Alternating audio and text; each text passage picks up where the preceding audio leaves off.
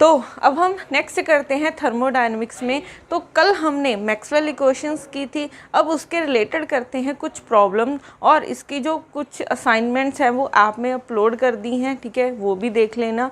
अब यहाँ पे हमारे पास क्वेश्चन है the free energy for a photon gas is given by.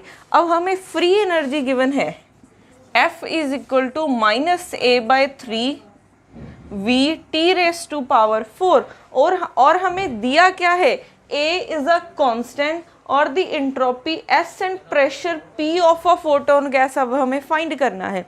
अब यहाँ पे देखो, जब भी आपको फ्री एनर्जी गिवन हो, ठीक है, क्योंकि हमने कितनी टाइप्स की एनर्जी की थी, हमने इंथैल्पी किया था। अगर वो वर्ड आपको प्रॉपर गिवन होगा, इंथैल्पी पूछा जाए तो वो H होता है। अगर आपको गिव्स फ्री एनर्जी, क्योंकि दो टर्म्स में आप कंफ्यूज हो सकते हो, एक हमने किया था हेल्महोल्ट्ज फ्री एनर्जी और एक हमने किया था गिब्स फ्री एनर्जी। अब ये दो टर्म्स, ठीक है, इसको हम डिनोट कर रहे थे A के साथ, इसको डिनोट कर रहे थे G के साथ।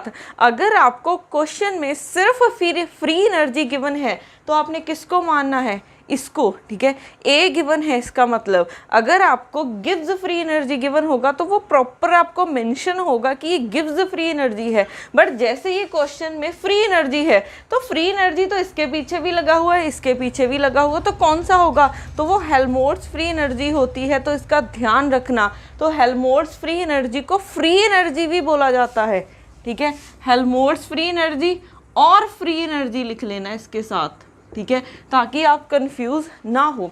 अब आपको क्या है, F गिवन है और टू क्वांटिटीज फाइंड करनी है। हमने S और P की वैल्यूज निकालनी है।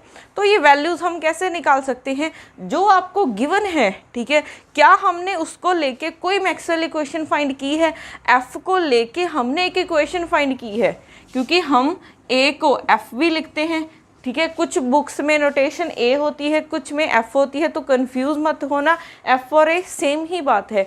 अब हमने F को लेके एक इक्वेशन सॉल्व की थी, हमारी थर्ड मैक्सवेल इक्वेशन। तो F किसके इक्वल होता है, U माइनस TS। अब इसका डेरिवेटिव करो, आपको मैक्सवेल इक्वेशन फाइंड करने की लर्न करने की ज़रूरत नहीं है, कुछ सेकंड का काम है इसको सॉल्व करना, ठीक है।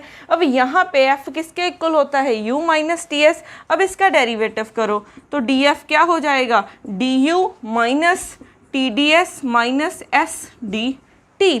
अब DU की वैल्यू हमें पता है from first law of thermodynamics, तो DU की वैल्यू क्या होती है, TDS माइनस PDV।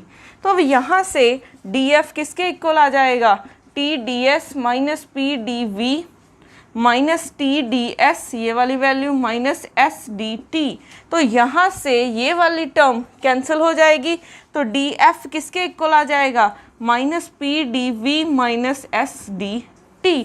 अब हमने एक शॉर्ट ट्रिक की थी कल वाले लेक्चर में, तो यहाँ से हमारे पास क्या हो जाएगा, P के क्रॉसपॉन्डिंग हम T वाली टर्म लिखते हैं और S के क्रॉसपॉन्डिंग हम ये लिखते हैं। तो यहाँ से हमारे पास अब आपको यहाँ पे मैक्सवेल इक्वेशन निकालने की ज़रूरत नहीं है, ठीक है।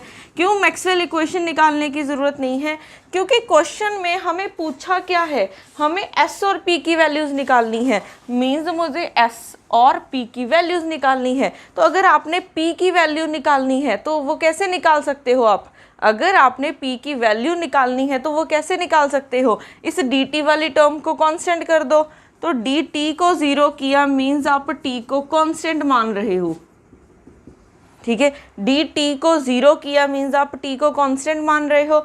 तो ये वाली टर्म क्या हो जाएगी, 0। तो यहाँ से df किसके इक्वल आ जाएगा, माइनस PDV। तो P की क्या वैल्यू आ गई, माइनस करली F बाय करली V एट कांस्टेंट टेम्परेचर।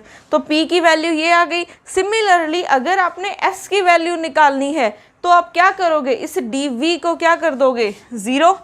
अगर आपने S की वैल्यू निकालनी है तो dv को क्या कर दिया, 0। dv 0 कब होगा, अगर हमारे पास v कांस्टेंट होगा, ठीक है। तो यहाँ से इस टर्म को 0 किया तो df इक्वल हो जाएगा माइनस SDT। और एस की क्या वैल्यू आ जाएगी, माइनस करली F by curly T at constant volume. तो यहाँ से हमारे पास P और S की वैल्यूज़ आ गई। तो ये आपको यहाँ से वैल्यूज़ फाइंड करनी आनी चाहिए, ठीक है। एक बार इसको ज़ीरो कर दो, एक बार इस टर्म को ज़ीरो कर दो। अगर क्वेश्चन में पूछा जाए कि हाँ मैक्सवेल इक्वेशन फाइंड करनी है तो आप इससे नेक्स्ट स्टेप पे जाओगे, अदरवाइज़ यहाँ से ही वैल्यूज़ निकल जाएंगी आपकी। तो अब क्या करना है, अगर हमने P की वैल्यू निकालनी है, F का डेरिवेटिव कर दो V के साथ और टेम्परेचर को कॉन्स्टेंट रखो। तो F का डेरिवेटिव करो, यहाँ पे करली एफ बाई करली टी करली वी क्या हो जाएगा, और आपने टेम्परेचर को कांस्टेंट करना है। तो derivative minus a by three, V constant है और यहाँ पे टी कांस्टेंट है ना, तो टी रेस टू पावर 4, क्योंकि टी कांस्टेंट है तो ये भी एक कांस्टेंट क्वांटिटी है। वी का डेरिवेटिव करोगे वी के साथ तो 1 आ जाएगा। तो आपके पास डेरिवेटिव ये बन गया। तो यहाँ से पी की क्या वैल्यू आ गई, माइनस ये वाली term into T raise to power 4, ये माइनस एक और भी है, माइनस माइनस प्लस हो जाएगा, क्योंकि एक माइनस यहाँ पे है एक माइनस यहाँ पे है, तो माइनस माइनस प्लस हो जाएगा। तो P की वैल्यू आ जाएगी a by three T raise to power 4। तो हमारे पास प्रेशर की वैल्यू ये आ गई। अब हमने निकालना क्या है, एक S भी निकालना है। तो इसका डेरिवेटिव करो T के साथ और V को कांस्टेंट कर दो। अब आपने क्या करना है, curly F by curly T और वॉल्यूम को कांस्टेंट रखा, तो डेरिवेटिव क्या हो जाएगा, minus a by three, V as constant है, टी रेस टू पावर 4 का डेरिवेटिव पावर आगे आ गई, into T raise to power क्या हो जाएगा, क्यूब, ठीक है।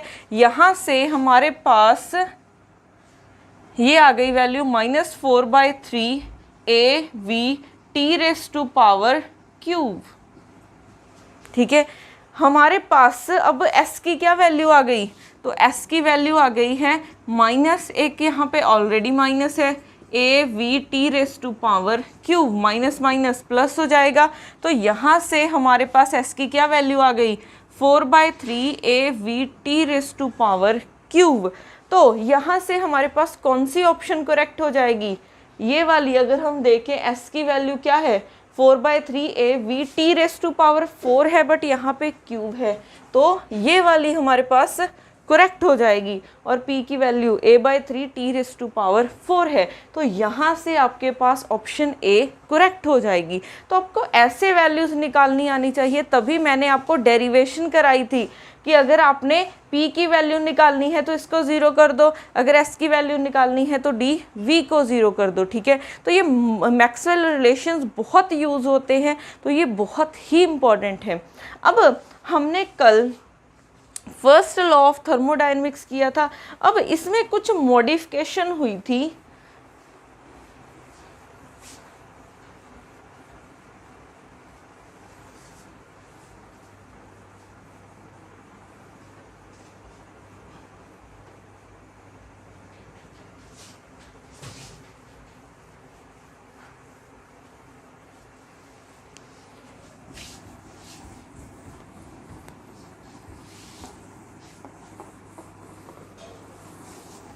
अब हमने कल फर्स्ट लॉ ऑफ थर्मोडायनेमिक्स किया था, वो किसके इक्वल था, d Q is equal to d U plus d W, और हम डी डब्ल्यू को क्या लिख सकते हैं, पी डी वी। तो यहाँ से डी क्यू क्या हो जाएगा, d U plus P d V, ठीक है।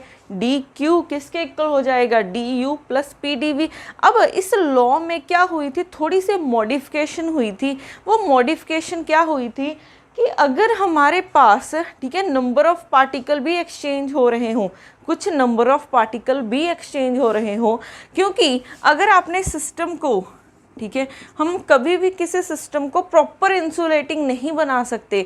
प्रॉपर इंसुलेटिंग बनाने का क्या मतलब होता है कि ना तो एनर्जी एक्सचेंज होनी चाहिए सराउंडिंग के साथ, और ना ही मैटर एक्सचेंज होना चाहिए, मींस ना ही आपके नंबर ऑफ पार्टिकल्स बाहर जाने चाहिए। बट हम आइडल केस में ये बोलते हैं कि इंसुलेटिंग है, ना ही एनर्जी चेंज हो रही है और ना ही नंबर ऑफ पार्टिकल चेंज हो रहे हैं। बट जब आप रियल लाइफ में आओगे तो कोई भी चीज़ इंसुलेटिंग नहीं होती है, कुछ एनर्जी भी एक्सचेंज हो रही होती है सराउंडिंग के साथ और कुछ आपके पास नंबर ऑफ पार्टिकल भी चेंज हो रहे होते हैं। तो इस टर्म की वजह से, ठीक है, इस इफेक्ट की वजह से हम यहाँ पे ये टर्म ऐड कर रहे हैं, ठीक है। ये टर्म क्यों ऐड कर रहे हैं? क्योंकि नंबर ऑफ पार्टिकल्स भी आपके सराउंडिंग के साथ चेंज हो रहे हैं। अब यहाँ पे म्यू क्या है? म्यू आपके पास केमिकल पोटेंशियल है और एन क्या है? Number of particles. म्यू है यहाँ पे केमिकल पोटेंशियल और एन क्या है? Number of particles. अब केमिकल पोटेंशियल क्या होता है?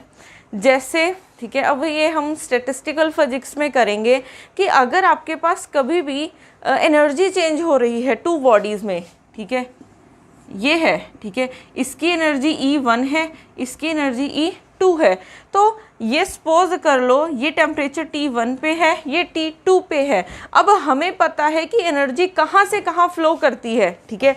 अब फर्स्ट लॉ में आप ये भी लिख सकते हो कि एनर्जी कहाँ से कहाँ फ्लो करती है। एनर्जी ऑलवेज, या फिर आप हीट बोल सकते हो, हीट ऑलवेज फ्लो करती है higher temperature body to lower temperature body, ठीक है। Heat flow from high temperature body to low temperature body, ठीक है। ये लाइन बहुत इंपॉर्टेंट है। अब देखो, इस हमारे पास ये दो सिस्टम है, इस सिस्टम का टेम्परेचर T1 है और इस सिस्टम का टेम्परेचर T2 है। ये दोनों टेम्परेचर डिफरेंट हैं, ठीक है। अब हमारे पास अगर सपोज कर लो T1 ग्रेटर है T2 से, ठीक है, T1 ग्रेटर है T2 से, तो टेम्परेचर कहाँ से कहाँ फ्लो करेगा? टेम्परेचर यहाँ से, टेम्परेचर बोल रही हूँ, एनर्जी यहाँ से यहाँ पे फ्लो करेगी, ठीक है। हमारे पास हीट कहाँ से कहाँ फ्लो करती है? हायर टू लोअर टेम्परेचर, तो ये हायर टेम्परेचर बॉडी है, तो यहाँ से हीट यहाँ पे ट्रांसफ़र हो रही है। हीट मीन्स एनर्जी ट्रांसफ़र हो रही है। तो अगर आप कुछ टाइम बाद देखोगे, मीन्स इक्विलिब्रियम पे बात करोगे, अगर इक्विलिब्रियम पे बात करोगे तो आपके पास टेम्परेचर कांस्टेंट हो जाएगा, ठीक है, टेम्परेचर दोनों का सेम हो जाएगा। अगर हम इक्विलिब्रियम पे बात करें, एट इक्विलिब्रियम पे T1 is equal to T2, ये क्यों हो रहा है? ठीक है, इक्विलिब्रियम पे टेम्परेचर क्यों सेम हो रहा है? क्योंकि इक्विलिब्रियम पे हम बोलते हैं कि क्वांटिटीज़ हैं, कुछ क्वांटिटीज़ क्या रहती हैं, कुछ क्वांटिटीज़ हमारी टाइम के साथ चेंज नहीं होनी चाहिए। ठीक है, इक्विलिब्रियम वो स्टेट होती है जब हमारी सिस्टम की प्रॉपर्टीज़ टाइम के साथ चेंज ना हो। तो इक्विलिब्रियम पे जो एनर्जी पहले यहाँ से यहाँ ट्रांसफ़र हो रही थी, तो ये एनर्जी ट्रांसफ़र नहीं हो रही है। तो एनर्जी क्यों ट्रांसफ़र नहीं हो रही है? क्योंकि दोनों का टेम्परेचर सेम है। क्योंकि अगर टेम्परेचर सेम ना होता तो हीट ने फ्लो होना था। अगर टेम्परेचर सेम हो गया है तो हीट फ्लो होनी बंद हो जाएगी। तो आप यहाँ पे बोल सकते हो कि जब भी आपके पास एनर्जी फ्लो हो रही होगी, ठीक है, हीट फ्लो होती होगी, दो बॉडीज़ में एक्सचेंज हो रही है, तो इक्विलिब्रियम पे टेम्परेचर कांस्टेंट हो जाएगा। ऐसे ही हम अगर नंबर ऑफ पार्टिकल चेंज हो रहे हैं, ठीक है, यहाँ पे नंबर ऑफ पार्टिकल N1 थे, यहाँ पे N2 थे। सपोज कर लो यहाँ पे N1 पार्टिकल इस बॉक्स में आ रहे हैं, ठीक है, N1 पार्टिकल इस सेकंड वाले बॉक्स में आ रहे हैं। तो इक्विलिब्रियम पे आके हमारे पास कौन सी क्वांटिटी सेम हो जाएगी? वहाँ पे केमिकल पोटेंशियल सेम हो जाएगा। ठीक है, केमिकल पोटेंशियल हमारे पास क्या होता है? जैसे नंबर ऑफ पार्टिकल्स को, ठीक है, नंबर ऑफ पार्टिकल यहाँ से यहाँ जा रहे हैं, तो उनको यहाँ से यहाँ जाने के लिए कुछ एनर्जी की ज़रूरत पड़ती है, तो वो एज आ केमिकल पोटेंशियल की फॉर्म में, ठीक है, यूज़ करेंगे। अब याद रखना कि जब भी नंबर ऑफ पार्टिकल एक्सचेंज हो रहे हों तो आपके पास केमिकल पोटेंशियल चेंज हो जाएगा। आप इसको ऐसे भी बोल सकते हो कि पार्टिकल को जाने के लिए कुछ पोटेंशियल चाहिए होता है, ठीक है, वो पोटेंशियल, वो एनर्जी हम किसकी फॉर्म में देख रहे हैं? वो केमिकल पोटेंशियल की फॉर्म में देख रहे हैं। जितनी केमिकल पोटेंशियल की वैल्यू ज़्यादा होगी उतने पार्टिकल यहाँ से यहाँ पे जा सकते हैं। तो ये टर्म, ये हमारा क्या है? मॉडिफाइड फर्स्ट लॉ है, मॉडिफाइड फर्स्ट लॉ है। तो इसका ध्यान रखना कि अगर तो आपको पार्टिकल की बात ही नहीं की गई है तो सिंपल आपके पास इतना हो जाएगा, ठीक है। बट अगर कभी भी केमिकल पोटेंशियल या फिर नंबर ऑफ पार्टिकल के साथ आ जाता है तो ये वाली टर्म भी ऐड हो जाती है। अब जो हमने कल मैक्सवेल इक्वेशन सभी की थी उसमें अब ये एक टर्म ऐड हो जाएगी, ठीक है। तो ये टर्म कैसे ऐड होगी,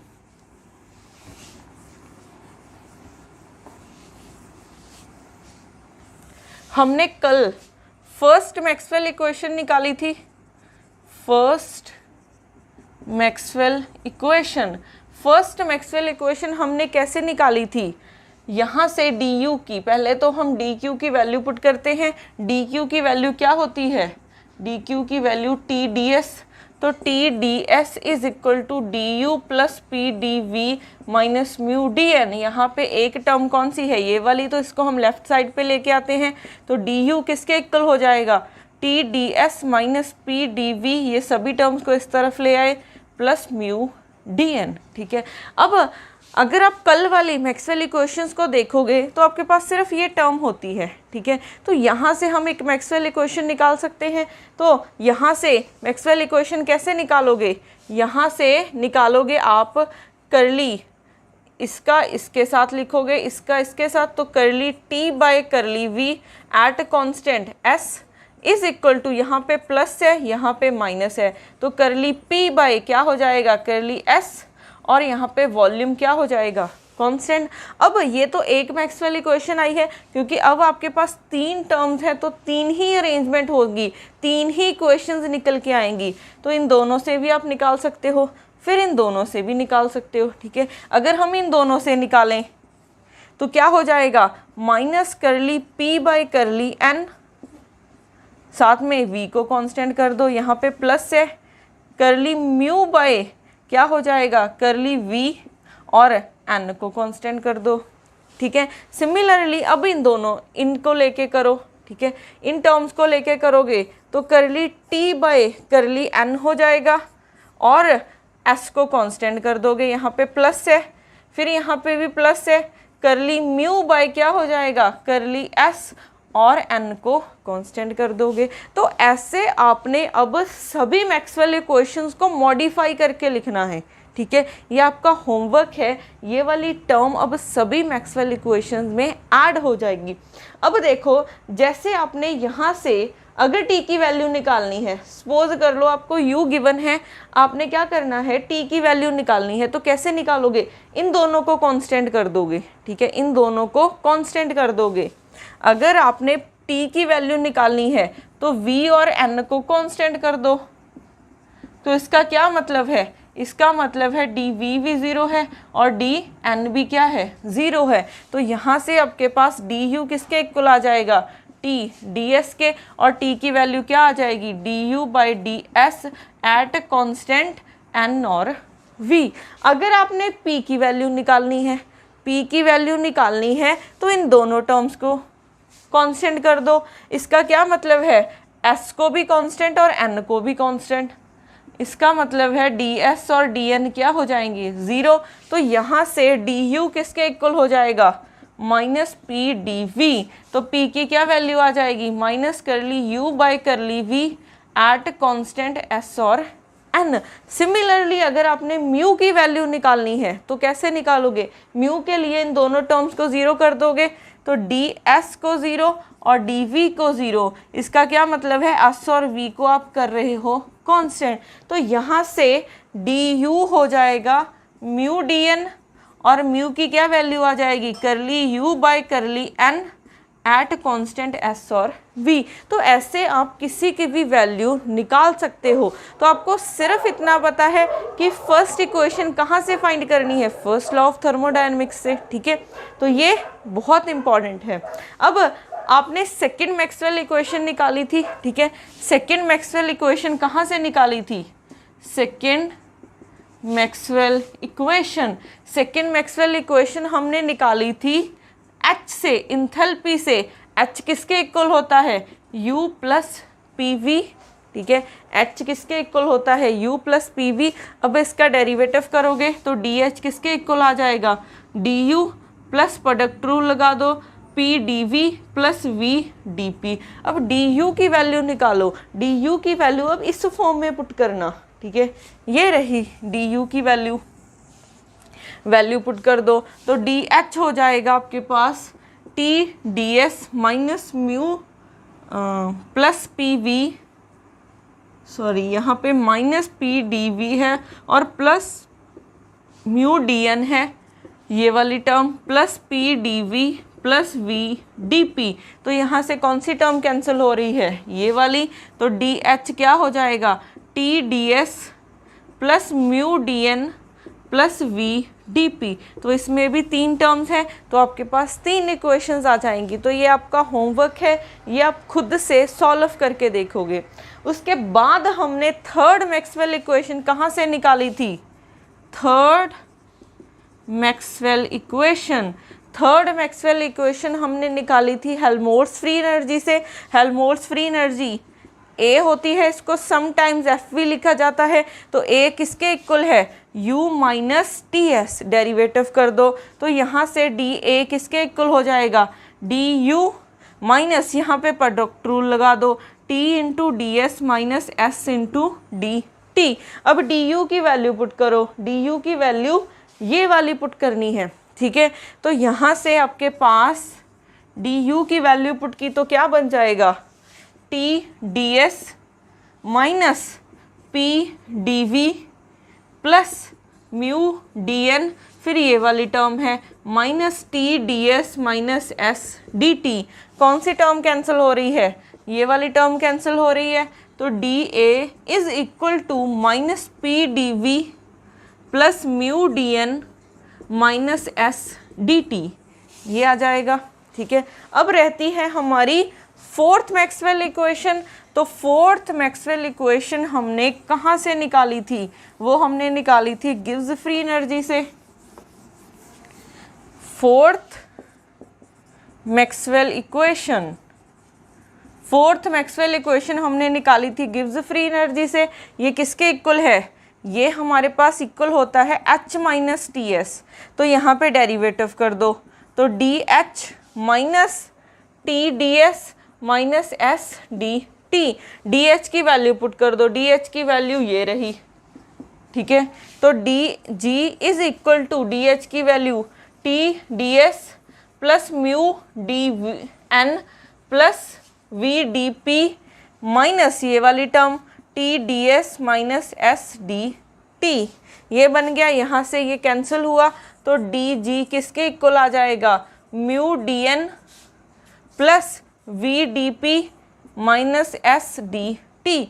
तो यहाँ पे भी आपके पास 3 का बनेगा, पहले इन दोनों का करोगे फिर इन दोनों का फिर इन दोनों का, तो यहाँ से भी 3 इक्वेशंस आ जाएंगी, ठीक है। तो ये आपका होमवर्क है, यहाँ से आपने मैक्सवेल इक्वेशंस फाइंड करनी है, ठीक है। अब ठीक है, तो जब आपको अगर केमिकल पोटेंशियल नहीं मेंशन है, कहीं पे भी आपको ना म्यू दिख रहा है ना एन दिख रहा है, तो सिंपली इतनी टर्म को लेके सॉल्व किया था हमने, ठीक है। अगर आपको कहीं पे भी म्यू और एन दिख जाता है तो ये मैक्सवेल इक्वेशंस ऐसे मॉडिफाई हो जाएंगी, ठीक है।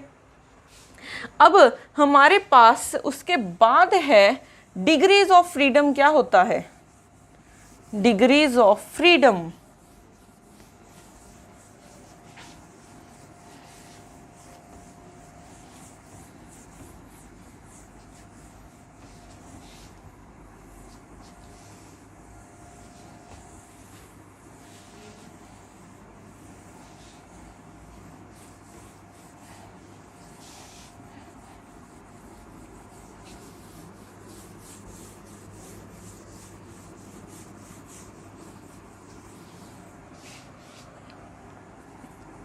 अब नेक्स्ट टॉपिक है हमारा डिग्रीज ऑफ फ्रीडम।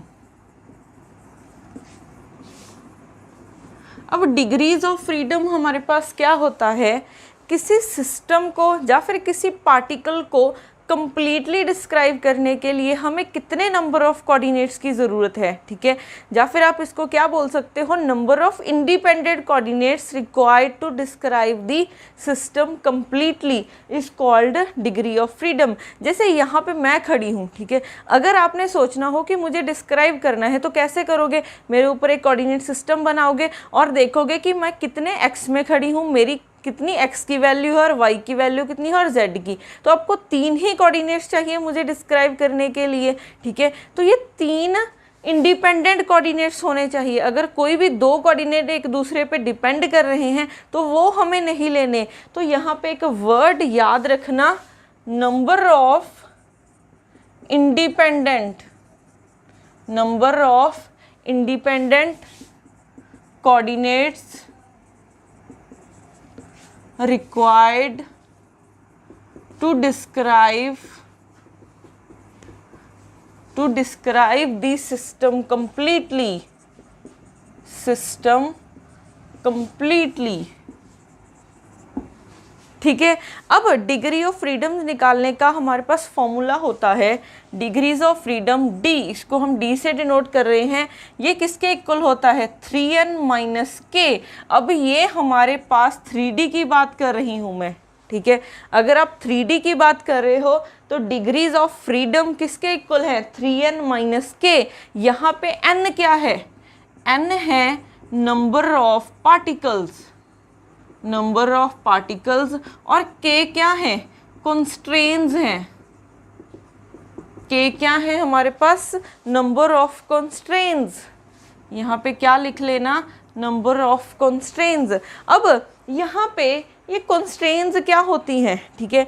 जैसे सपोज कर लो आपके पास एक पार्टिकल है, ठीक है, ये पार्टिकल 3D में पड़ा है तो x डायरेक्शन में भी जा सकता है, y में भी जा सकता है, z में भी जा सकता है, ठीक है। ये किसी भी डायरेक्शन में मोशन कर सकता है, इस पे कोई रिस्ट्रिक्शंस तो नहीं है ना, ठीक है। अगर कोई रिस्ट्रिक्शंस नहीं है तो हम बोलेंगे कि इस पे कोई कंस्ट्रेंट नहीं है। तो अगर एक पार्टिकल है मीन्स n की वैल्यू 1 है, यहाँ पे कोई रिस्ट्रिक्शंस नहीं लगा रहे हम, कोई कंस्ट्रेंट नहीं लगा रहे, तो k की वैल्यू क्या है, 0। तो इसके डिग्री ऑफ फ्रीडम क्या हो जाएंगे, यहाँ पे वैल्यू पुट कर दो, 3 × 1 - 0, तो इसके डिग्री ऑफ फ्रीडम कितने हो जाएंगे, 3। अब देखो अगर मैं बोलूँ कि 2 पार्टिकल थे, अब ये एक और पार्टिकल ले लो, ये भी पार्टिकल है, ये भी पार्टिकल है, ठीक है, ये दोनों पार्टिकल फ्री हैं। तो हमने इसका देखा है तो इसके भी डिग्री ऑफ फ्रीडम 3 होंगे, इसके भी डिग्री ऑफ फ्रीडम होंगे, ठीक है। ये भी पार्टिकल फ्री है 3D में और ये भी पार्टिकल क्या है, फ्री है 3D में। अब इसके भी डिग्री ऑफ फ्रीडम 3 है और इसके भी डिग्री ऑफ फ्रीडम 3 है।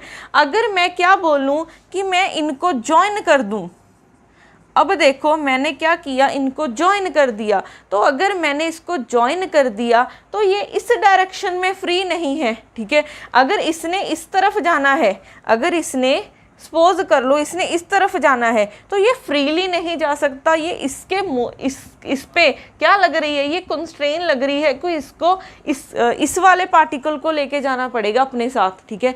अगर इसने इस डायरेक्शन में जाना है, पहले तो ये कोई भी नहीं था, ये कहीं पे भी जा सकता था, बट अगर इसने इस डायरेक्शन में जाना है तो इसे क्या करना पड़ेगा, इसको अपने साथ लेके जाना पड़ेगा, ठीक है।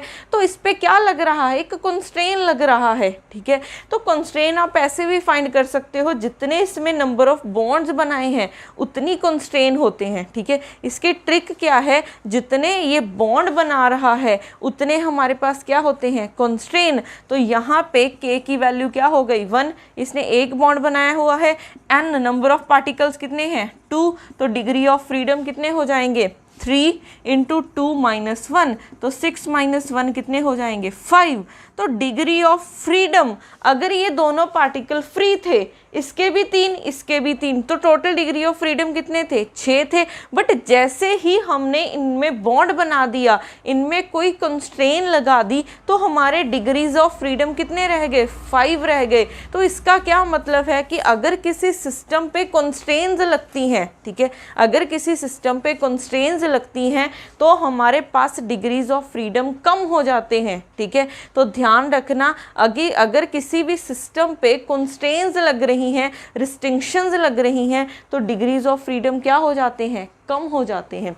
अब इसकी अगर हम एक और एग्जांपल देखें, मैंने क्या बोला, पार्टिकल सिर्फ 1D में मूव कर सकता है, ठीक है, पार्टिकल है एक, सिर्फ 1D में मूव कर सकता है, तो ये मैंने क्या लगाया है, एक रिस्ट्रिक्शन लगाई है। एक तो पार्टिकल फ्री है कि कहीं पे भी जा सकता है, एक मैंने बोल दिया कि सिर्फ पार्टिकल 1D में जा सकता है। सपोज कर लो पार्टिकल सिर्फ एक्स डायरेक्शन में मूव कर रहा है, तो ये क्या लगा दिए मैंने, रिस्ट्रिक्शंस ही लगा दिए, ठीक है। तो इसका ध्यान रखना है, जब भी डिग्रीज ऑफ फ्रीडम फाइंड करने हैं तो कंस्ट्रेंट्स को माइनस कर देना है, ठीक है। अगर कंस्ट्रेंट को माइनस नहीं करोगे तो ये इंडिपेंडेंट कोऑर्डिनेट्स नहीं आएंगे। अब हमारे पास, ये तो मैं 3D की बात कर रही थी, अगर मैं 2 डायमेंशनल की बात करूं तो डिग्रीज ऑफ फ्रीडम क्या हो जाएंगे, 2n-k, ठीक है। यहाँ पे 3 है तो 3D, अगर यहाँ पे 2 है तो 2 डायमेंशनल में बात करोगे। अगर 1D में देखोगे तो क्या हो जाएगा, अगर 1D में देखोगे तो इसकी वैल्यू D = n-k, ठीक है। तो 3D में है तो 3n-k, अगर 2 डायमेंशनल में है तो 2n-k, अगर 1D में है तो n-k हो जाएगी इसकी वैल्यू। अब हम फाइंड करते हैं एवरेज एनर्जी कैसे निकालें, ठीक है। अब हमने फाइंड करनी है सिस्टम की एवरेज एनर्जी, ठीक है। अब एवरेज एनर्जी निकालने से भी पहले हम करते हैं इक्को पार्टीशन थ्योरम, इक्को पार्टीशन थ्योरम। अब इक्को पार्टीशन थ्योरम हमारे पास क्या होती है, इसकी 2 प्रॉपर्टीज हैं, इसकी 2 डेफिनेशंस हैं। फर्स्ट डेफिनेशन क्या है, अगर हमारा, ठीक है, इसको हम थोड़ा सा सिंप्लीफाई करके लिखें कि ईच डिग्री ऑफ फ्रीडम कितना कंट्रीब्यूट करते हैं, each degree of freedom contributes half kBT to the average energy, average internal energy बोल सकते हो, एवरेज टोटल एनर्जी बोल सकते हो, एवरेज एनर्जी और टोटल एनर्जी, और टोटल एनर्जी। तो ये फर्स्ट डेफिनेशन है, ठीक है। पहले इसकी डेफिनेशन लिखते हैं, फिर एक्सप्लेन करती हूँ कि ये क्या होते हैं। फर्स्ट डेफिनेशन क्या है, each degree of freedom contributes ½ kBT to the average internal energy और टोटल एनर्जी। इसकी सेकेंड डेफिनेशन क्या है, each quadratic term, each quadratic term contributes ½ kBT to the average internal energy और total energy, ठीक है। तो हमारे पास सेकेंड डेफिनेशन क्या है, each quadratic term contributes ½ kBT to the average internal energy और टोटल एनर्जी। अब देखो इनका क्या मतलब क्या है, ठीक है। अगर हम फर्स्ट डेफिनेशन की बात करें, अगर आपके पास 1 डिग्री ऑफ फ्रीडम है, ठीक है, अगर आपके पास 1 डिग्री ऑफ फ्रीडम है तो आपके पास क्या हो जाएगा, कितनी एनर्जी होगी, ½ kBT होगी, ठीक है। तो हम इसको थोड़ा सा कुछ ऐसे लिख लेते हैं, U किसके इक्वल होगा, F/2, इसको थोड़ा सा ऐसे लिखते हैं, D 1/2 kBT, ठीक है। मैंने क्या बोला है कि each degree of freedom contributes ½ kBT। अब यहाँ पे अगर D की वैल्यू 1 है, अगर यहाँ पे D की वैल्यू 1 है मीन्स 1 डिग्री ऑफ फ्रीडम है। इसको ना कभी कभी F भी लिखा रहता है, तो इसमें कंफ्यूज मत होना, कहीं पे आपको F लिखा दिख जाएगा, कहीं आपको D लिखा दिख जाएगा, ठीक है। बात सेम ही है, यहाँ पे क्या आएंगे, डिग्रीज ऑफ फ्रीडम। तो देखो अगर आपके पास डिग्री ऑफ फ्रीडम 1 है तो एवरेज एनर्जी कितनी होगी, 1/2, kBt। अगर आपके पास डिग्री ऑफ फ्रीडम 2 है तो average energy 2 times half kBt हो जाएगी। तो इसका तो यही मतलब है ना कि ईच डिग्री ऑफ फ्रीडम कितना कंट्रीब्यूट कर रही है, हाफ kBt। तो इसका ध्यान रखना, आपके पास जो ये वाला फॉर्मूला है ये बहुत इंपॉर्टेंट है, ठीक है। तो हमारे पास एवरेज एनर्जी किसके इक्वल होती है, D इंटू हाफ kBt, ठीक है। अब सेकेंड डेफिनेशन पे आते हैं, ठीक है। फर्स्ट डेफिनेशन ने तो हमें ये दिया कि U किसके इक्वल है, D 1/2 kBt। अब इसके सेकेंड डेफिनेशन पे आते हैं। सेकेंड डेफिनेशन क्या बोलती है, each quadratic term contribute half kBt। अब क्वाड्रेटिक टर्म्स कौन सी होती हैं, जैसे फॉर एग्जाम्पल ये है क्वाड्रेटिक टर्म हाफ के एक्स स्क्वायर, इसमें भी आपके पास p का स्क्वायर है और इसमें भी x का स्क्वायर है। अगर किसी की स्क्वायर आ रहा है तो ये क्वाड्रेटिक टर्म है। अब जो ये इक्विपार्टीशन थ्योरम है ये सिर्फ क्वाड्रेटिक टर्म पे अप्लाई होगी। अगर कभी भी नॉन क्वाड्रेटिक टर्म आ जाती है तो वहाँ पे आप ये नहीं बोल सकते कि इसकी वैल्यू 0 है, ठीक है। तो अगर नॉन क्वाड्रेटिक टर्म आती है तो वहाँ पे आप ये नहीं बोल सकते कि इसकी वैल्यू 0 है। तो ये सिर्फ क्वाड्रेटिक टर्म की बात कर रहा है, नॉन क्वाड्रेटिक टर्म के बारे में तो इसने बताया ही नहीं है, तो इसका ध्यान रखना है। अब ये भी एक क्वाड्रेटिक टर्म है, ये भी एक क्वाड्रेटिक टर्म है, तो इसने क्या बोला है कि एवरेज एनर्जी क्या करती है, ये एक quadratic term half kBt contribute करेगी, ये भी कितना कंट्रीब्यूट करेगी, हाफ kBt। इसको प्लस करो तो कितना आ जाएगा, kBt आ जाएगा, ठीक है। तो हमारे पास U क्या हो जाएगा, kBt हो जाएगा। तो हमारे पास ये 2 डेफिनेशंस बहुत इंपॉर्टेंट है। और एक बात का और ध्यान रखना कि अगर आपने ये वाली स्टेटमेंट यूज़ करनी है एवरेज एनर्जी निकालने के लिए तो ऑलवेज H आपको फाइंड करना आना चाहिए, ठीक है। H क्या होता है, kinetic energy plus potential energy. Kinetic energy तो आपको पता ही है कि क्या होती है, ठीक है। पर अगर सपोज कर लो आपको क्वेश्चन में V ऑफ R गिवन है 1/2 kx स्क्वायर, ठीक है। V ऑफ x गिवन है 1/2 kx स्क्वायर। आप बोलोगे कि ये एक क्वाड्रेटिक टर्म है तो इसकी एवरेज एनर्जी हाफ kBt आ गई। बट ये आपने सिर्फ पोटेंशियल को देखा है, आपने जब भी एवरेज एनर्जी निकालनी है आपने H को देखना है। H किसके इक्वल होता है, kinetic energy plus potential energy. किसी भी सिस्टम की काइनेटिक एनर्जी तो हमें पता ही होती है, कितनी होती है, p²/2m या फिर हाफ mv², ठीक है। तो ये अगर आपने स्टेटमेंट अप्लाई करनी है तो वो H पे अप्लाई करना, सिंपली V पे अप्लाई मत करना, ठीक है। अब ये 2 स्टेटमेंट, ठीक है, बहुत इंपॉर्टेंट है। अब हम करते हैं इसके बाद मोनोटॉमिक का केस, ठीक है। मोनोटॉमिक के लिए एवरेज एनर्जी क्या होगी, फिर डायटॉमिक के लिए, फिर ट्राइएटॉमिक के लिए। अब ये याद रखना है आपने।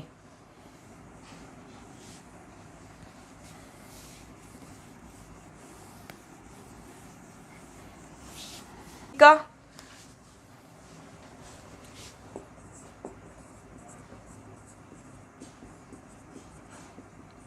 सेकंड है डायटॉमिक, फिर आएगा थर्ड ट्राइएटॉमिक, ठीक है।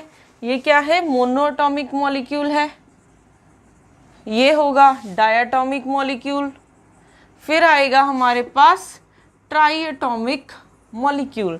अब ये हमारे पास क्या होते हैं, अगर हम मोनोटॉमिक मॉलिक्यूल की बात करें तो मोनोटॉमिक का क्या मतलब हो कि सिंगल एटम है तो N की वैल्यू क्या हो जाएगी, 1।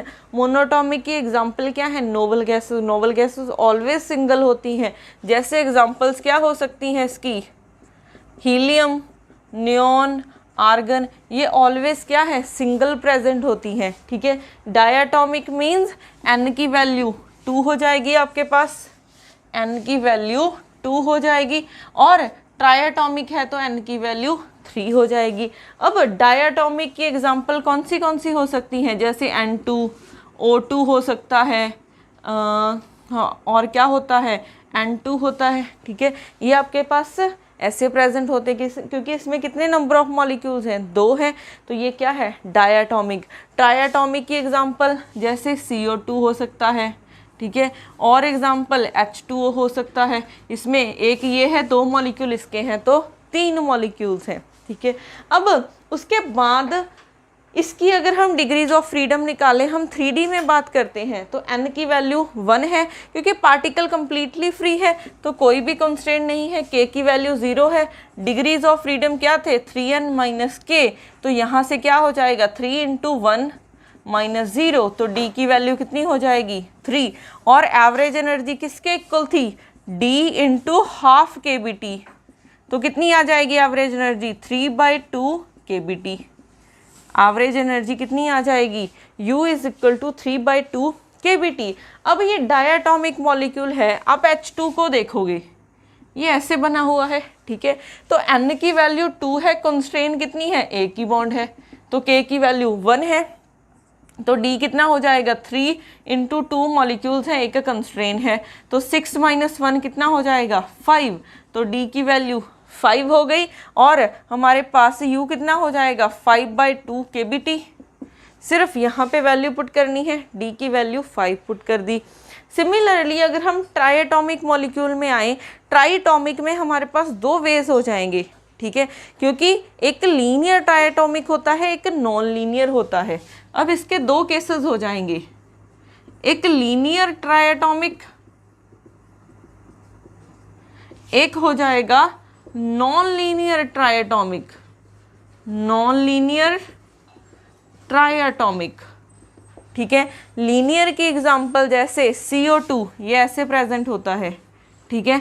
नॉन लीनियर मीन्स ये ऐसे कुछ,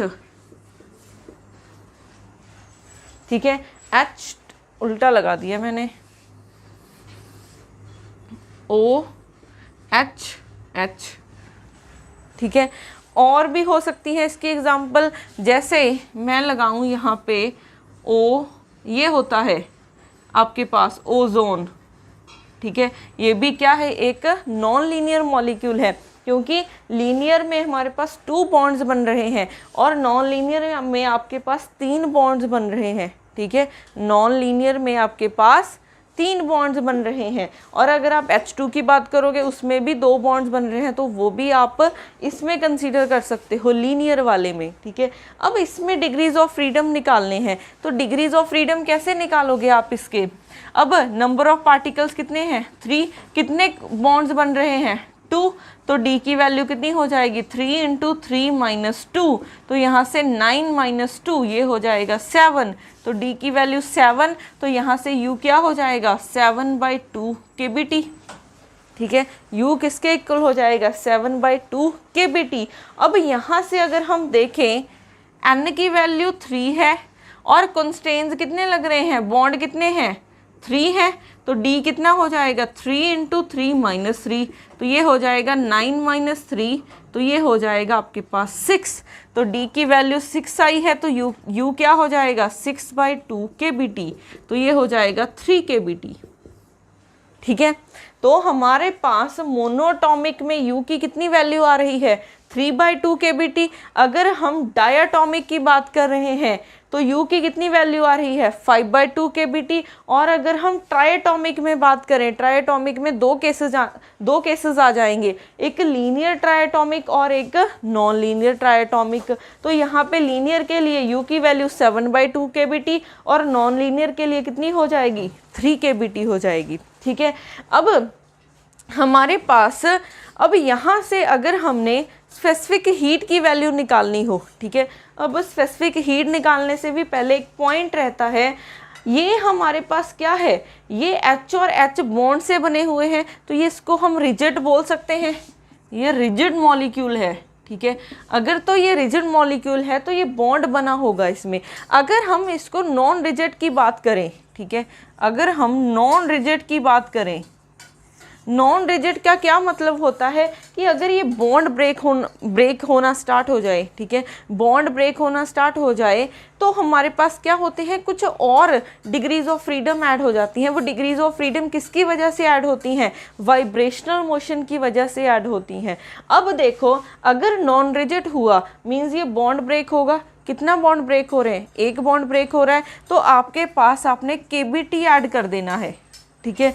अगर जितना बॉन्ड ब्रेक होगा उतनी आपने ये KBT ऐड कर देना है, ठीक है। एक बॉन्ड ब्रेक हो रहा है तो KBT ऐड कर दो, तो आपके पास U कितना हो जाएगा, इसमें 5/2 KBT प्लस KBT, तो ये हो जाएगा 7/2 KBT। ठीक है, अब इसमें कितने बॉन्ड्स ब्रेक होंगे? ठीक है, अब ट्राइएटॉमिक में याद रखना डायटॉमिक में एक बॉन्ड ब्रेक होता है और इसमें 3 बॉन्ड्स ब्रेक होते हैं। तो इसमें चाहे आप लीनियर की बात करो चाहे नॉन लीनियर की बात करो, तो इसमें आपके पास 3 KBT आपने ऐड करना है। अगर नॉन रिजिड बनाना है तो आपने 3 KBT ऐड करना है। ठीक है, इस वाले में भी और इस वाले में भी, इसका ध्यान रखना है। अब ये वाइब्रेशनल मोशन बोल रही हूँ, इसकी वजह से डिग्रीज ऑफ फ्रीडम कैसे ऐड हो रही हैं। अब देखो यहाँ पे हमारे पास क्या है, ये जब भी आप मोनोटॉमिक की बात करते हो, ठीक है, हमारे पास 2 टाइप के मोशन हो सकते हैं, एक ट्रांसलेशनल मोशन और एक रोटेशनल मोशन। ठीक है, एक हो सकते हैं ट्रांसलेशनल मोशन और एक हो सकते हैं rotational motion. Translational and rotational motion. अब रोटेशनल और ट्रांसलेशनल मोशन का क्या मतलब होता है? ट्रांसलेशनल मोशन मीन्स ये ऐसे था, आपने इसको थोड़ा सा यहाँ पे डिस्प्लेस कर दिया, फिर यहाँ पे डिस्प्लेसमेंट कर दी, तो ये क्या है? ट्रांसलेशनल मोशन है। जैसे ये है, ये कोई फ्रेम था, ठीक है, आपने क्या कर दिया, इसको थोड़ा सा यहाँ पे डिस्प्लेस कर दिया, फिर यहाँ पे थोड़ा सा ऐसे डिस्प्लेस कर दिया, तो ये क्या हो रहा है? ट्रांसलेशनल मोशन हो रहा है। तो आप इस पार्टिकल को, क्योंकि पार्टिकल फ्री है, आप इसको एक्स डायरेक्शन में भी ट्रांसलेट कर सकते हो, वाई में भी ट्रांसलेट कर सकते हो और जेड में भी ट्रांसलेट कर सकते हो। तो आप किसी भी डायरेक्शन में ट्रांसलेट कर सकते हो। तो कितने डिग्रीज ऑफ फ्रीडम आ रहे हैं? 3 डिग्रीज ऑफ फ्रीडम आ रहे हैं। तो आपके पास 3 डिग्रीज ऑफ फ्रीडम कहाँ से आते हैं? ट्रांसलेशनल मोशन से। ठीक है, 3 टर्म्स आपके पास ट्रांसलेशनल मोशन से आती हैं। और आपके पास रोटेशनल मोशन करना है। ठीक है, अगर आपने रोटेशनल मोशन करना है तो आप किसी फ्री पार्टिकल का रोटेशनल मोशन कैसे करोगे? क्योंकि रोटेशनल मोशन या तो किसी एक्सिस के अराउंड होगा या फिर किसी पॉइंट के अराउंड होगा। ठीक है, तो इसमें आपके पास रोटेशनल मोशन नहीं लगेगा। अब अगर आप डायटॉमिक की बात करोगे, ये पार्टिकल है, ठीक है, ऐसे ही बना हुआ है, एक ऐसे हाइड्रोजन यहाँ पे मान लिया और एक हाइड्रोजन यहाँ पे मान लिया, तो आप एक्स डायरेक्शन में भी ले जा सकते हो, वाई में भी लेके जा सकते हो, जेड में भी लेके जा सकते हो। तो 3 डिग्रीज ऑफ फ्रीडम हो गए। अब हमारे पास सेकंड है, ये एक एक्सिस है, तो आप इस एक्सिस के अराउंड, क्योंकि ये एक एक्सिस है, ठीक है, तो आप इस पार्टिकल को रोटेट कर सकते हो। तो रोटेशनल मोशन क्या होता है? जैसे ये घुमा रही हूँ मैं, किसी पॉइंट के अराउंड घुमा सकते हो, किसी एक्सिस के अराउंड किसी को, ठीक है, रोटेट कर देना, तो ये हमारा रोटेशनल मोशन हो जाएगा। तो आप यहाँ पे सिर्फ 2 डायरेक्शन में रोटेट कर सकते हो, क्योंकि एक डायरेक्शन में तो ये फिक्स है, ठीक है, एक डायरेक्शन में तो ये फिक्स है। तो इस डायरेक्शन फिक्स होने की वजह से आपके पास सिर्फ या तो आप जेड में घुमा सकते हो या फिर वाई में इसको रोटेट कर सकते हो। अगर ये एक्स में पड़ा है तो आपके पास यहाँ से 2 डिग्रीज ऑफ फ्रीडम आएंगे। तो 3 ट्रांसलेशनल और 2 रोटेशनल मोशन आ रहे हैं। ठीक है, अब देखो, अगर मैं इसका थोड़ा सा टेम्परेचर इंक्रीज करना स्टार्ट कर दूं, तो ये पार्टिकल क्या करेंगे? थोड़े से ऑसिलेट होने स्टार्ट हो जाएंगे। ऑसिलेट या फिर इसको वाइब्रेट होना भी बोल सकते हो। पार्टिकल्स थोड़े से वाइब्रेट होना स्टार्ट हो जाएंगे। अगर ये वाइब्रेट होंगे तो वाइब्रेशनल मोशन भी ऐड हो जाएगा। ठीक है, तो अगर हम नॉन रिजिड की बात करें तो नॉन रिजिड कब होता है? एट हायर टेम्परेचर पे। ठीक है, ये हायर टेम्परेचर पे होता है। तो हायर टेम्परेचर पे वाइब्रेशनल टर्म्स ऐड हो जाती हैं। इसमें एक वाइब्रेशनल टर्म ऐड होती है और इसमें आपके पास 3 वाइब्रेशनल टर्म्स ऐड होती हैं। ठीक है, तो इसका ध्यान रखना है आपने। अब हमारे पास नेक्स्ट इसमें बचता है स्पेसिफिक हीट। ठीक है, स्पेसिफिक हीट, ये स्पेसिफिक हीट हमने निकाली है CV, क्योंकि C हमने कांस्टेंट वॉल्यूम पे भी निकाला है और कांस्टेंट प्रेशर पे भी निकाला है। अगर हम कांस्टेंट वॉल्यूम की बात करें तो ये किसके इक्वल था? du/dt एट कांस्टेंट वॉल्यूम पे। तो आपने अगर CV निकालना है, सिर्फ U पता होना चाहिए, उसका टेम्परेचर के साथ डेरिवेटिव कर दो तो CV निकल जाएगा यहाँ से 3/2 kBT। T आ जाएगा, इसका डेरिवेटिव 1 हो जाएगा। ठीक है, सिमिलरली इसके लिए CV क्या हो जाएगा? 7/2 kb। इसके लिए हमके पास क्या हो जाएगा? CV 7/2 kb। सॉरी, हमने इसके लिए निकालना है। ठीक है, ये नॉन रिजिड वाले को यहीं पे, इसके लिए CV क्या हो जाएगा 5/2 kb,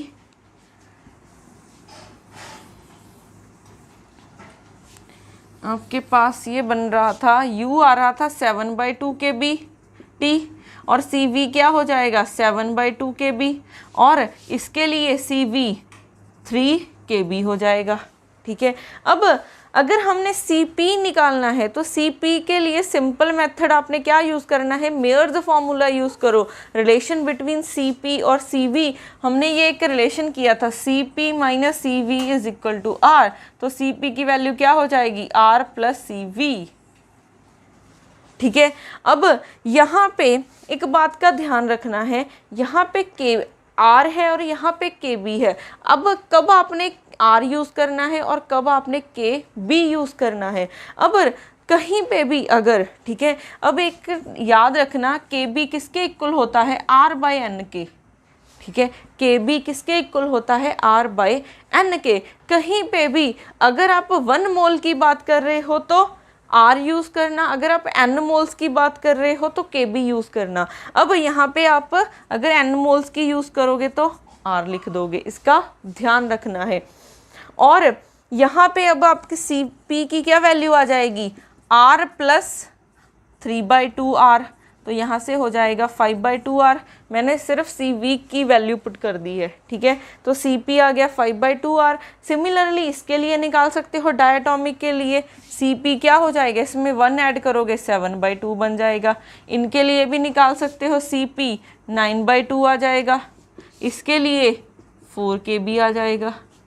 ठीक है, अब यहाँ पे एक क्वांटिटी डिफाइंड करते हैं गामा। ये गामा क्या होता है, CP और CV की रेशो को बोलते हैं। ठीक है, गामा हमारे पास क्या होता है, CP और CV की रेशो को हम गामा बोलते हैं। अगर आप इसके लिए निकालोगे तो CP की वैल्यू 5/2R/3/2R, तो हमारे पास अगर हम गामा मोनोटॉमिक के लिए निकालें तो ये 1.66 समथिंग आ जाएगा।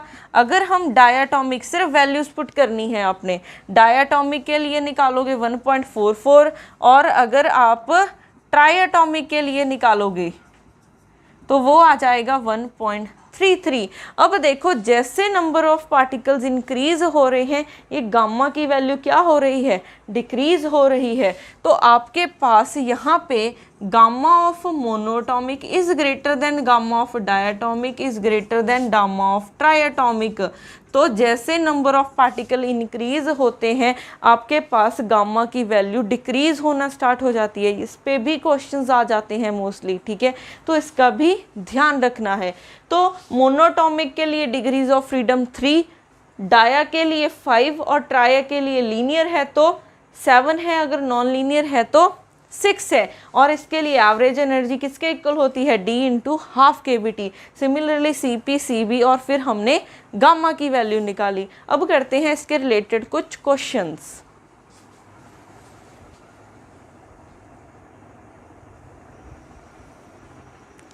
नेक्स्ट करते हैं इसके रिलेटेड क्वेश्चंस। अब हमारे पास फर्स्ट क्वेश्चन है, the mean internal energy of a 1 dimensional classical harmonic oscillator in equilibrium with the heat bath at temperature T is.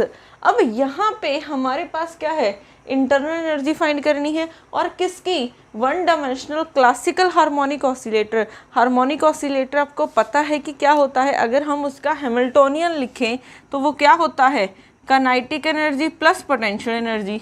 ठीक है, काइनेटिक एनर्जी क्या होती है P²/2m, और हार्मोनिक ऑसिलेटर के लिए पोटेंशियल एनर्जी कितनी होती है, ½ kx²। ठीक है, यही होती है। अगर 1D की बात कर रहे हैं तो यहाँ पे भी एक टर्म आएगी और यहाँ पे भी एक टर्म आएगी। अब ये क्या है, ये भी एक क्वाड्रेटिक टर्म है, ये भी एक क्वाड्रेटिक टर्म है, क्योंकि यहाँ पे भी पावर 2 है और यहाँ पे भी पावर 2 है। तो एनर्जी किसके इक्वल हो जाएगी, इसके क्रॉसपॉन्डिंग ½ kBt प्लस इसके क्रॉसपॉन्डिंग ½ kBt, तो कितना आ जाएगा kBt। तो इसका आंसर हमारे पास kBt आ जाएगा। अगर आपको ये 3D में पूछा होता, ठीक है, तो यहाँ पे भी 3 टर्म्स ऐड करते, यहाँ पे भी 3 टर्म्स ऐड करते।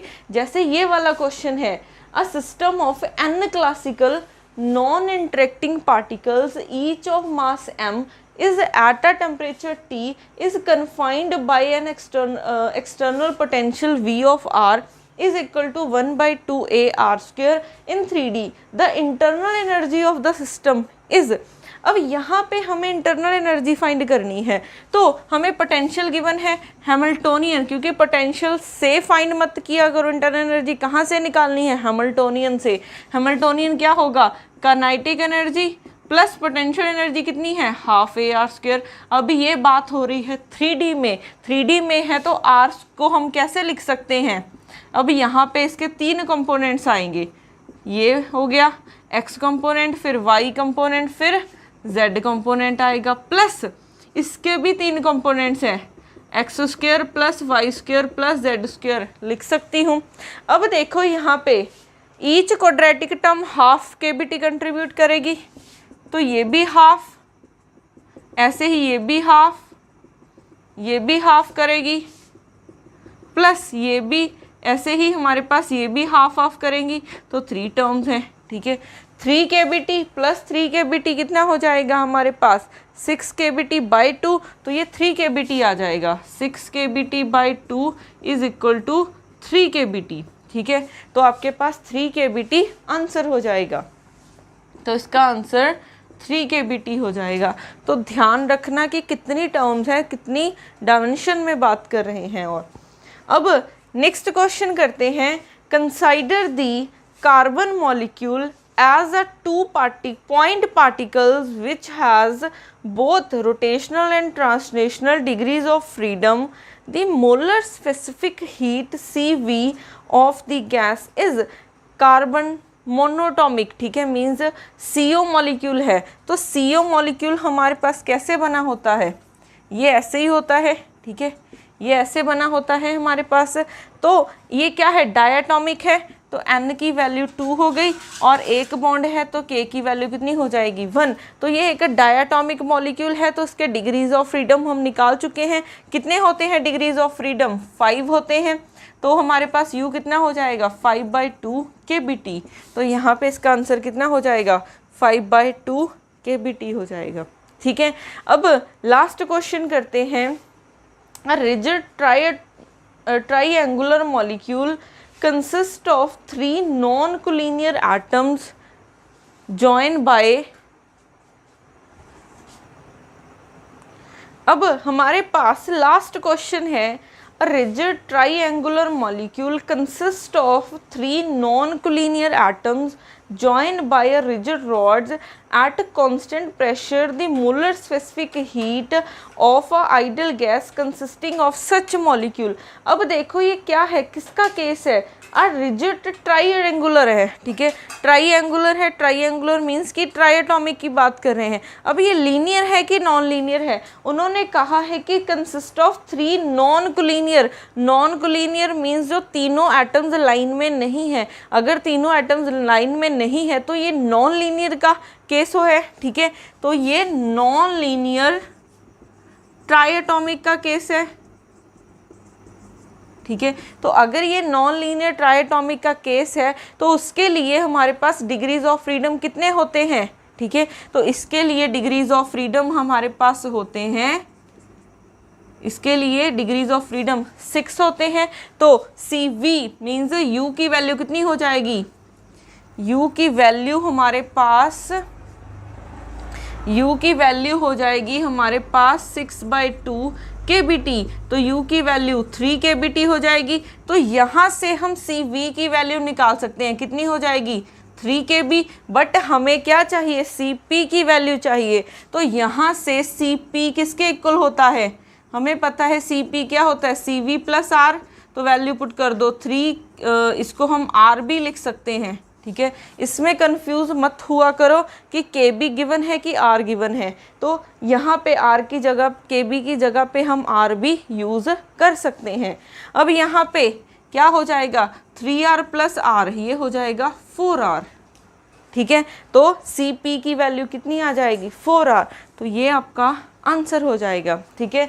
तो ऐसे हम कहीं पे भी इक्विपार्टीशन थ्योरम लगा सकते हैं। इक्विपार्टीशन की सिर्फ 2 हमारे पास स्टेटमेंट याद रखना। फर्स्ट स्टेटमेंट कौन सी थी कि each degree of freedom half contribute करते हैं टू दी टोटल एनर्जी और एवरेज एनर्जी। और सेकंड स्टेटमेंट कौन सी थी कि each quadratic term half KBT contribute करते हैं टू दी टोटल, ठीक है, इंटरनल एनर्जी, ठीक है। तो इन टर्म्स का ध्यान रखना। तो आज के लेक्चर में हमने पहले तो मैक्सवेल इक्वेशन के रिलेटेड न्यूमेरिकल किया था, फिर उसको मॉडिफाई किया था, फिर मॉडिफाई करके मैक्सवेल इक्वेशंस निकाली थी। उसके बाद डिग्रीज ऑफ फ्रीडम निकाले। डिग्रीज ऑफ फ्रीडम क्या होते हैं?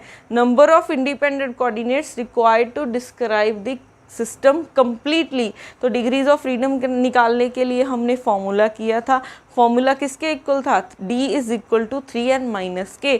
ये 3D के लिए था और 2D के लिए भी किया है, 1D के लिए भी किया है। उसके बाद इक्विपार्टीशन थ्योरम, फिर हमने मोनोटॉमिक के लिए किया, फिर डाया के लिए, फिर ट्राया के लिए, और इसके रिलेटेड क्वेश्चन, और इसके बाद हम करेंगे कल की क्लास में।